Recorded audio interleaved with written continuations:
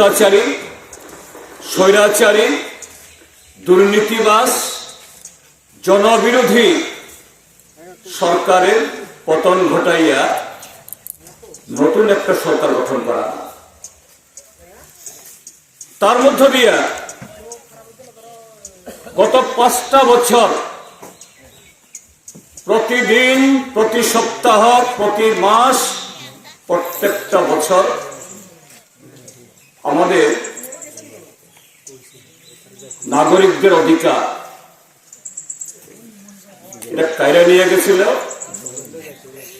এ রাজ্যে আইন কানুন, সংবিধান, নিয়ম কিচ্ছু ছিল না। যদি কোনো কারণে, কোনো ফাঁক দিয়ে, কোনো আমাদের দুর্বলতা বা শিথিলতায়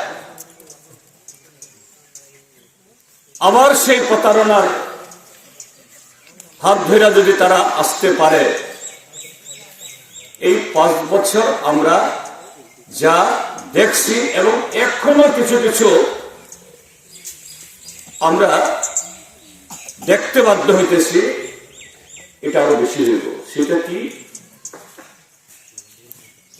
এই যে ফিরন জমির পারে একটা দেশ বাংলাদেশ, এই পারে আমাদের এই ভারত একটা দেশ, ওই পারে চলে ওই পারের নিয়মে, ওই পারের সংবিধান অনুযায়ী, এই পার চলে এই পারের নিয়ম অনুযায়ী।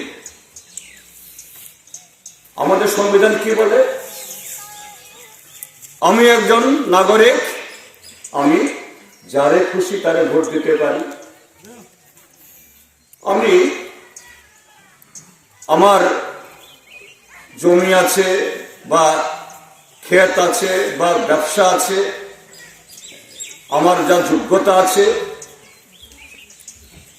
আমি যদি অন্যের ক্ষতি না করি, আমার এই স্বল্প পুঁজি, স্বল্প জমি দিয়া, আমার গায়ের শক্তি দিয়া, আমার পরিবারের ভরণ পোষণের জন্য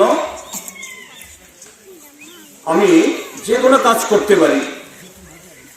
এই জায়গায় একজন নাগরিক হিসাবে, ভোটার হিসাবে আমার নাম ভোটার তালিকাতে আছে, রেশন কার্ড আছে, রেগা নাম আছে, বিপিএল কার্ড আছে, আমার ছেলে মেয়ে স্কুলে পড়ে, আমার ছেলে দমদমা বাজারে একটা দোকান আছে।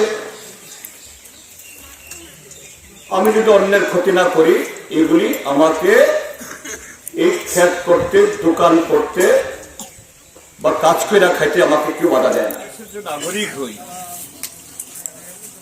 আমি কৃষক, ক্ষেত মজুর, আমার জমিতে আমি চাষ করব, ফসল ফলাবো, হয় আমি বিক্রি করবো বা অন্যকে আমি দান করব। আমি যদি একটা শ্রমিক হই, মোটর শ্রমিক, সরকারের কাছ থেকে লাইসেন্স নিয়ে, পারমিট নিয়ে আমি একটা অটো নামাই, আমি একটা গাড়ি নামাই, সরকার আমাকে যে লাইসেন্স দিছে, যে পারমিট দিছে, সে অনুযায়ী